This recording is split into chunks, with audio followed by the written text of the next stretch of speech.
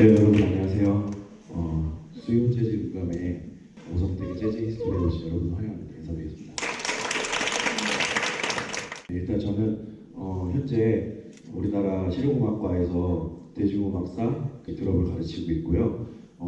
연주자로서 활발히 활동하고 있는 오성택이라고 합니다. 뉴올리언즈, 그러니까 재즈의 탄생지죠. 뉴올리언즈에서 오늘은 뉴욕으로 가볼까 합니다. 오늘의 이제 그 타이틀은 발끝의 리듬 탭댄스라고 제가 한번 제목을 지어봤습니다. 그래서 재즈하고 탭댄스가 어떤 연관이 있을지 여러분께 소개를 드리고 공연을 한번 청해보도록 하려고 하는데요. 탭댄스는 이제 미국에서 탄생한 오리지널 아메리칸 아트폼입니다. 그래서 1800년대에 뉴욕에 파이브 포인트라는 곳이 있어요. 그게 어디냐면은 그 남쪽에 맨하탄 남쪽에 보면은 리틀 이탈리아라고 지금도 이제 이탈리아 사람들이 많이 살고 바로 옆에 붙어 있는 곳이 이제 차이나타운이 있습니다. 굉장히 남쪽인데 거기가 이제 저도 이제 뉴욕에 살 때 가보면은 거기만 가도 조금 분위기가 달라요. 정말 이탈리 같고 정말 중국 같고 냄새도 그렇고 뭘 보이는 것도 그런데 그곳이 이제 원래 컬렉트 펀드라는 곳이 펀드가 이제 연못이 있었던 자리인데 거기를 다 메꿉니다. 왜냐면 공장들이 폐수도 막 버리고 이제 물 관리가 안 될 거 아니에요. 1800년도에. 그래서 이제 그곳을 이제 테너먼트 이민자들이 지낼 수 있는 이제 한 방에 여러 가족이 삽니다.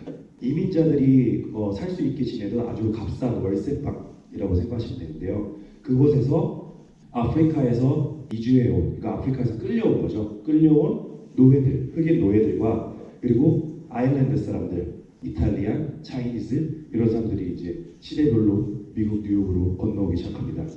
지난달에 말씀드렸듯이 뉴올리언즈라는 것이 이제 멜팅팟이라고 했어요. 다 모든 문화들과 사람들과 국가들의 문화들을 이렇게 섞어서 융합할 수 있는 그런 멜팅팟이 돼서 재즈가 탄생했다는 말씀을 드렸는데 이번에는 이 파이브 포인트가 뉴욕의 멜팅팟이 됩니다. 그래서 1800년대 아프리카 흑인들의 그 세레머니, 그 아프리카 사람들의 리듬이죠, 리듬, 춤, 이렇게 막 발 굴고 드럼을 치고 춤추는 그런 세레머니와 아이리쉬 이민자들, 그러니까 아일랜드에서 이주해온 사람들이 이제 문화가 융합해서 창조된 게 탭이라는 그런 장르가 탄생합니다. 그 영화 갱스 오브 뉴욕에서 이제 보시면요, 사람들이 이제 뉴욕하면 굉장히 화려하고 모든 영화의 이제 부의 상징, 피프스 애비뉴, 명품 거리 뭐 이런 걸 상상하는데 사실은 이민자들에게 가장 사실적인 영화는 갱스 오브 뉴욕이다라고 얘기를 해요. 왜냐면은 이제 아일랜드 사람들은 백인인데 왜 그 사람들이 가난하게 살았을까 이런 생각을 저도 이제 고민을 해봤거든요. 근데 1800년대에 아일랜드 사람들의 주식이던 감자 기근이 생깁니다. 아일랜드에. 그래서 비옥한 땅이 있는 아메리카로 농부들을 이주시킵니다. 근데 오랜 시간 배를 타고 뉴욕에 도착한 아일랜드 사람들은 너무 그 배에서 힘든 시간을 견디기가 어려웠기 때문에 그냥 뉴욕에 내리자마자 거기에 정착하게 돼요. 그게 바로 이제 아일랜드 그 파이브 포인트라는 곳이거든요, 뉴욕에. 그래서 이제 그 흑인들은 노예로 끌려왔기 때문에 뭐 그냥 거기서 먹고 지내고 일하고 어떻게 하면 일자리를 찾을 수 있을까? 이제 백인들이 시키는 일도 하고 이렇게 지내게 됩니다. 여러분들은 그 흑인 노예 해방이 몇 년도에 됐다고 알고 계시나요? 1864년도에 노예 해방이 됩니다.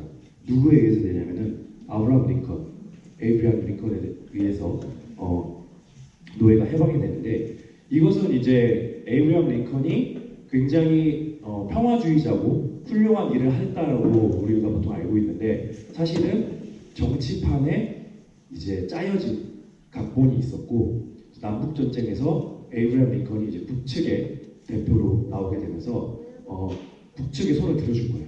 그래서 북이 승리를 하면서 남에 있던 남쪽, 그러니까 남부 지역에 있던 백인들은 우리가 노예를 부려야지만 돈을 벌어먹고 사는데 얘네들을 해방시키면 어떡하냐? 난 얘네가 자유인이라고 인정할 수 없다. 같은 공간에 있을 수 없다.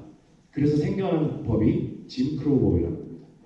그래서 인종을 분리하는 법, 짐크로우 법이 생겼는데 짐 크로우 이제 우리가 민스트럴 쇼라는 것을 한번 알아봐야 될 필요가 있어요. 죄송합니다.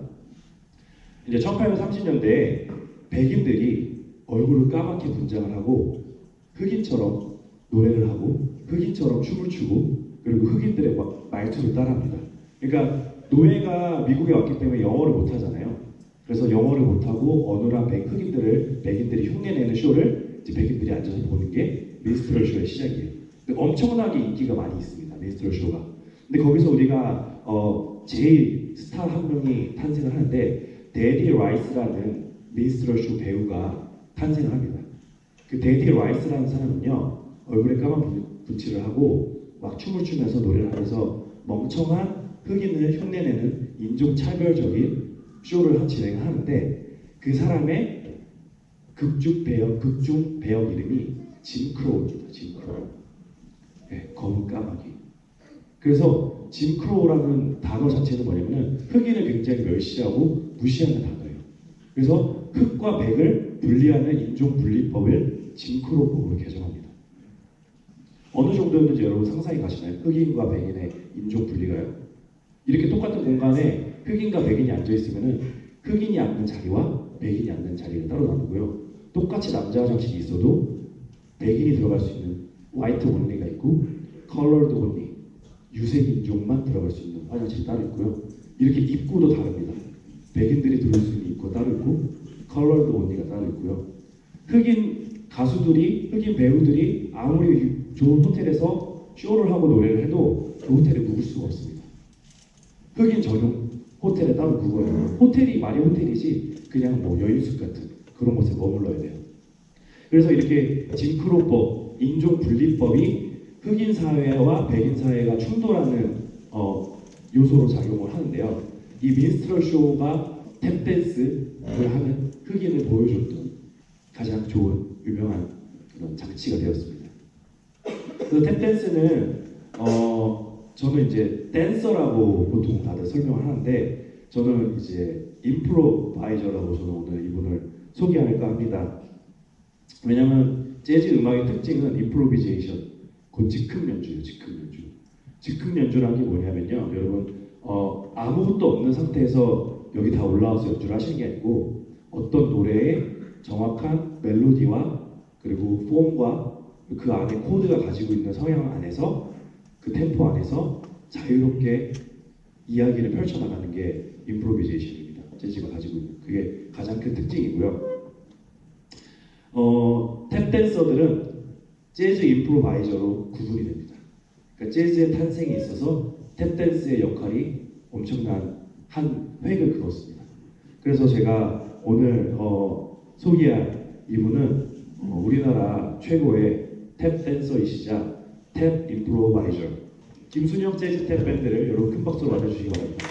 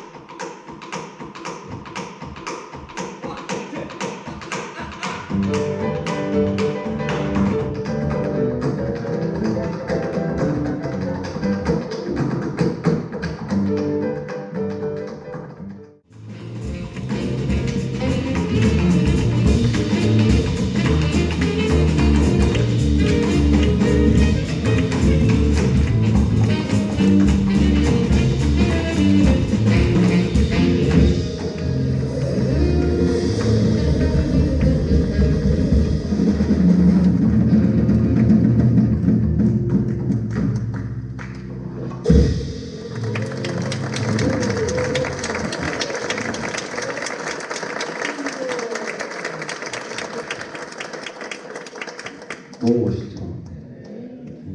저도 이제 김순영 씨하고 같이 이제 연주도 하고 그렇게 하는데 이 그 재즈 히스토리라는 공연을 11월까지 기획을 하면서 제일 먼저 생각나는 분 중에 하나예요. 왜냐면은 재즈 히스토리 하면은 저는 탭을 빼놓을 수가 없다라고 생각을 했거든요. 어쨌든 이제 미국의 그 음악 공연 문화는요, 이제 브로드웨이, 그리고 버드빌, 그리고 할리우드를 중심으로 이제 커져나가기 시작합니다. 보드빌 여러분 그 브로드웨이는 아시죠? 뮤지컬. 뮤지컬은 이제 음악과 연기가 합쳐진 게 브로드웨이고요. 그 브로드웨이가 지금 이제 그 스트리트 이름이기도 한데 그 뮤지컬 극장들이 있는 곳을 다 브로드웨이라고 부르는데 그 극장들이 한참 망하기 일보 직전이었을 때가 있었어요. 뮤지컬이 생겨나기 전에 보드빌이라는 이제 장르가 있었습니다. 뭐였냐면 네 전화 받으시고요. 네 우로 좀 부탁드리겠습니다. 이제 보드빌이라는 곳은 춤과 음악이 있는 곳이에요. 그래서 사실 탭댄스는 보드빌에서도 굉장히 많이 인기를 얻고 발전했었던 거고 사실은 이제 서민들을 위한 쇼였기 때문에 좀 야한 농담도 많이 하고 좀 이렇게 그 짧은 그런 치마나 이런 것을 입은 그 댄서들이 많이 나오는 그런 공연장이 버드빌이었거든요. 근데 이제 그 브로드웨이가 망해가기 직전에 디즈니에서 이제 디즈니 극장을 만들면서 거기서 이제 뮤지컬이 음악과 애니메이션이 합쳐진 뮤지컬이 이제 흥행을 하면서 브로드웨이를 다시 살리게 됩니다. 그리고 이제 애니메이션 안에서도 탭댄스를 많이 볼 수 있지만은 가장 탭댄스를 전국적으로 전 세계적으로 알린 것은 할리우드예요. 여러분 그 영화 Singing in the Rain이라는 영화 아시죠? 거기 보시면은 이제 우산을 들고 주인공이 이제 비를 맞으면서 막 춤을 추면서 탭댄스를 해요. 근데 신발도 궁금하실 거예요. 네, 신발. 네, 원래는 이제 딱딱한 구두에서 이제 그 흑인들이 신고 춤추는 게 나무바닥에서 플로어에서 춤추는 게 시작이었는데 지금 한번 살짝 보여주실 수 있나요? 찡이 앞뒤로 박혀 있죠. 네, 알루미늄으로 된 찡을 박아서 소리를 더 잘 나게끔 하는 겁니다. 혹시 신발에 대해서 좀 얘기를 해주실게요. 대초에 탭댄스는 찡이라는 게 없었어요. 주물을 만들 수 있는 기술이 없었기 때문에 그래서 나무로 된 말씀하신 대로 나무에 그 신발 구두 그냥 신발 구두라고 말씀하신 나무 구두 그다가 이제 좀 발전하게 돼서 이제 병 두꺼워 콜라 병 두꺼워 모아서 붙여요. 붙입니다. 근데 이게 잘 떨어지잖아요. 어떻게 붙이죠? 그럼 이제 소리가 지금보다는 그러니까 따가락 소리가 나요. 그래서 이게 빈티지한 댄서들의 소리고요. 이제 시대는 변합니다. 장비들이 좋아지겠죠. 그렇죠? 신발도 저희는 이제 수제로 만들어지면서 가죽으로 다 제가 지금 신고 있는 굽이 나무 굽이거나 플라스틱 굽이 아니라 가죽 한 겹 한 겹 계속 쌓아 올린 거예요. 그래서 굽이 깨지지 않죠. 네, 그래서 이제 이걸 악기화되는 거죠. 네, 악기예요, 악기. 그래서 신발도 되게 많이 갖고 계시고 탭슈즈 말고도 신발이 너무 많으세요.